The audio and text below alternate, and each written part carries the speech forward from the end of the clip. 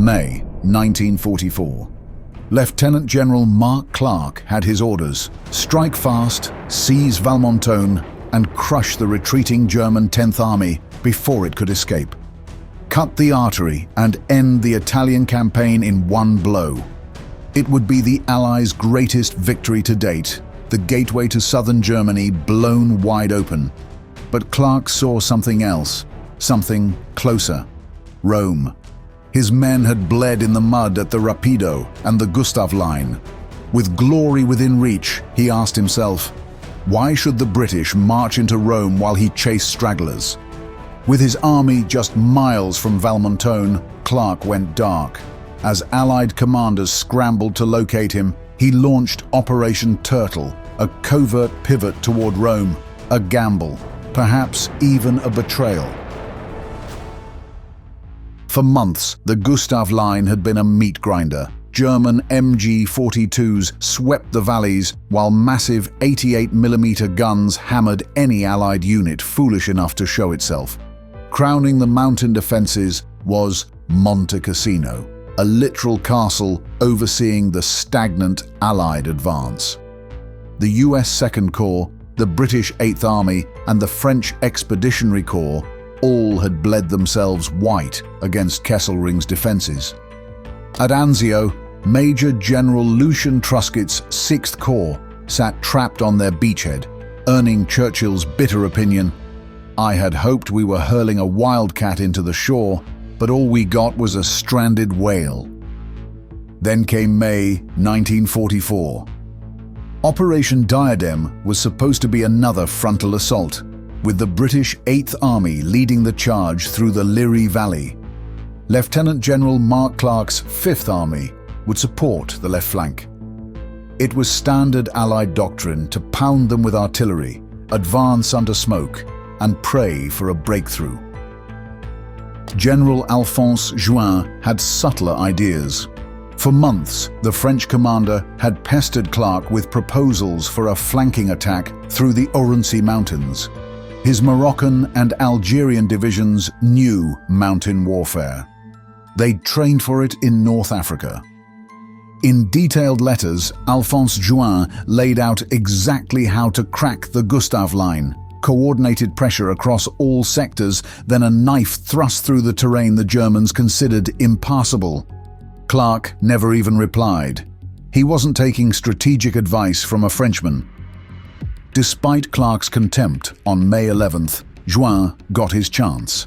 While the 8th Army bogged down in the Liris Valley, the French Corps d'Expédition Française struck through the mountains. The Moroccans and Algerians moved like ghosts, scaling cliffs the Germans hadn't bothered to defend. Just like they had pierced the Ardennes when the French had considered them impenetrable, not the cards turned. The French pierced the Gustav Line, crossing peaks the Germans believed impossible to pass. Clark's lack of support for Alphonse Juin didn't stop the commander from achieving the impossible. Within days, they'd shattered the Gustav Line's flank. Suddenly, Kesselring's entire position unraveled. The German 10th Army began falling back, and the race for Rome was on. But as Allied forces surged forward, problems emerged. Alexander ordered 5 British divisions to advance on a single highway toward Rome. The result was predictable: a massive traffic jam that left the 8th Army paralyzed for 12 days. The French, pushing ahead, found themselves dangling in the air, more than 20 miles ahead of British units. At Anzio, Truscott's 6th Corps prepared to break out. Alexander's plan was elegant and decisive.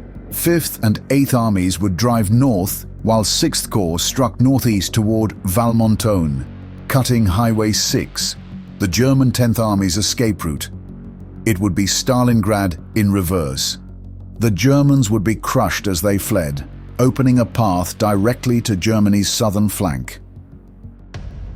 May 25, 1944, 8 a.m. 6th Corps had punched through at Cisterna and stood poised to strike. Valmontone lay just miles ahead, a sleepy Italian town that controlled Highway 6. the main artery feeding the German 10th Army's retreat. Truscott's divisions were in perfect position. One hard drive northeast, and they'd slam the door shut on Kesselring's forces. Alexander's trap would spring closed. But Clark had been planning something else entirely.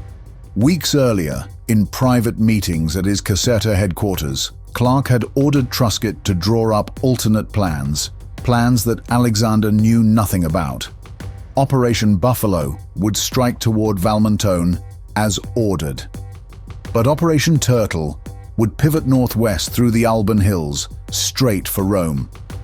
Clark kept these plans close, sharing them only with trusted staff. He knew what he wanted. The question was when to reveal it.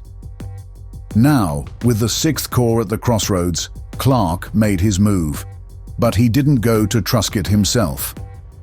That would mean a confrontation with his best fighting general. Instead, he sent Brigadier General Donald Brann with new orders. Execute Turtle immediately. Divert the main effort away from Valmontone.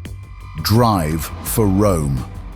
Truscott read the orders in disbelief.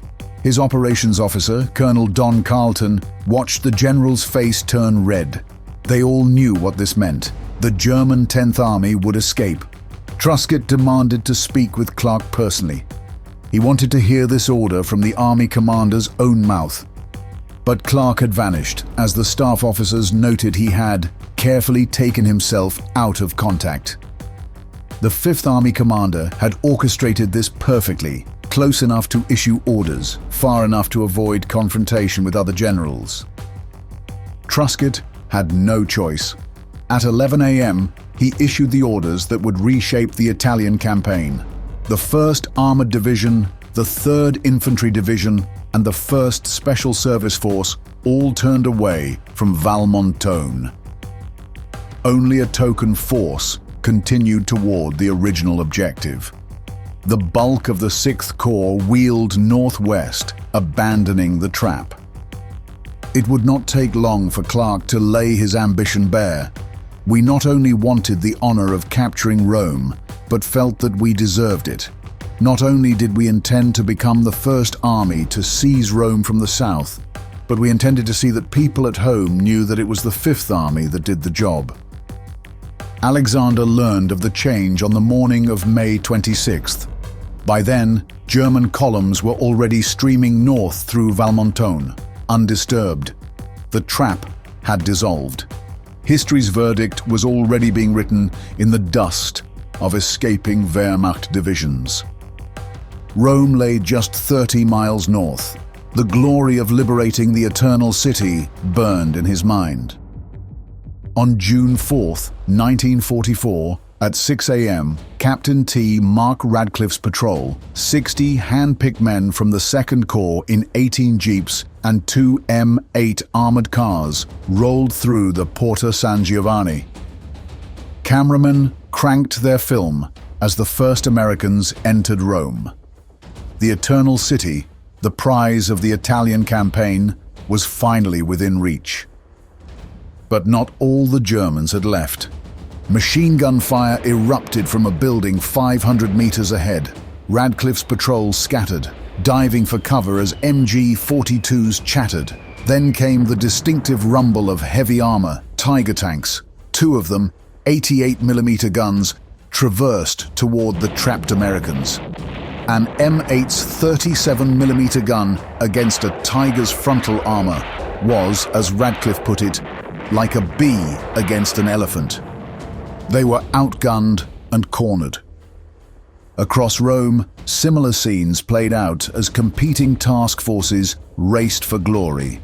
Task Force House's Shermans dueled with German rearguards near the Cinecittà movie studios. Task Force Ellis pushed up via Tuscolana. Every division commander wanted the honor of liberating Rome first. The 1st Special Service Force fought to secure the Tiber bridges. The 36th Infantry Division probed the Alban Hills. It was a free-for-all, units stumbling into each other in the confusion. When armor finally arrived to support Radcliffe's trapped patrol, a tank commander shouted at him, "What in the hell are you doing here? Are you crazy or lost?" The temptation of taking Rome was pushing commanders to make hasty, risky decisions. Radcliffe's unit was about to be destroyed because of one of these decisions. At the last minute, in the building overlooking Radcliffe's position, a hidden Italian partisan watched a Tiger tank commander open his hatch for a better view. The partisan leaned out a third-floor window, grenade in hand. The explosion was muffled and smoke poured from the Tiger's turret. The actions of the Italian men gave Radcliffe's men a chance to break free in the chaos, racing deeper into Rome. By afternoon, German resistance crumbled. Hitler had declared Rome an open city. There would not be a final battle for the capital. As Wehrmacht columns streamed north, Mark Clark made his entrance. He'd stationed MPs at road junctions with explicit orders: turn away any British soldiers. This was the Fifth Army's moment, his moment. The press conference was everything Clark had dreamed of. He stood before the ancient monuments, the conquering American general. He began his speech. This is a great day for the Fifth Army. Rome was his.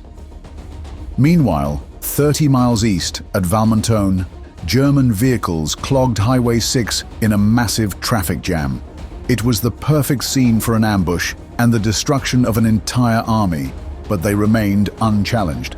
The 10th Army's 3 divisions, the 94th Infantry, the Hermann Göring Panzer, and the 362nd Infantry all escaped intact. They'd dig in again at the Gothic Line near Florence, and the war would continue for another year. Clark had his prize. The Allies would pay the price. 2 days after Clark's triumph, the Allies stormed ashore at Normandy. Operation Overlord instantly eclipsed the liberation of Rome. Clark's moment of glory vanished from the headlines, but the German 10th Army remained very much alive in the Italian mountains. At the Gothic Line near Florence, Clark had allowed those same German divisions to escape. The 94th Infantry, Hermann Göring Panzer, and elements of the 1st Parachute dug in behind concrete bunkers and mountain strongpoints.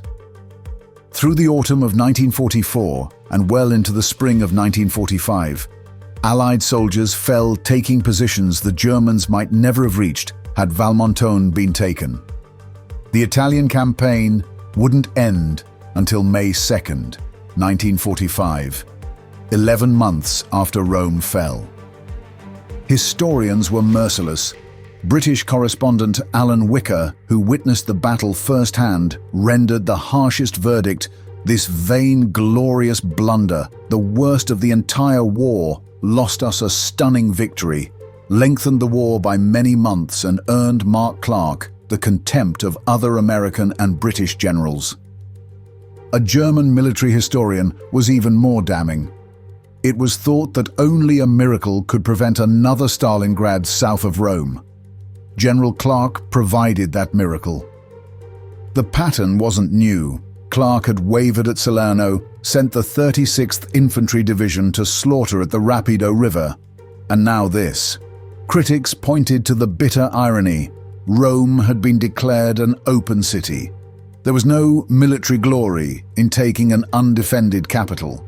Clark had traded strategic victory for an empty prize. As a final indignity, he had the Roma city limits sign uprooted and shipped to his home, a trophy from a hollow triumph. Yet Clark's defenders emerged, especially after his passing. In 1948 interviews, Clark claimed his G2 had intelligence, possibly from OSS agents in Kesselring's headquarters, warning of a German trap at Valmontone. The German 362nd Division had already moved to block the gap. Pushing the 6th Corps into that narrow corridor might have led to its destruction. Better to take Rome and maintain momentum than risk another Anzio-style debacle. Some military analysts agreed. The 3 German retreat routes meant Valmontone controlled only Highway 6. The other roads ran farther east, beyond Six Corps' reach. Perhaps the trap was never as perfect as Alexander imagined. But numbers don't lie. The Italian campaign cost 320,000 Allied casualties, many after June 1944. Clark rose to full general, commanded UN forces in Korea, and never faced official censure. History's verdict came instead through the bitter testimonies of those who watched Wehrmacht convoys rolling north through Valmontone, while flashbulbs popped in Rome.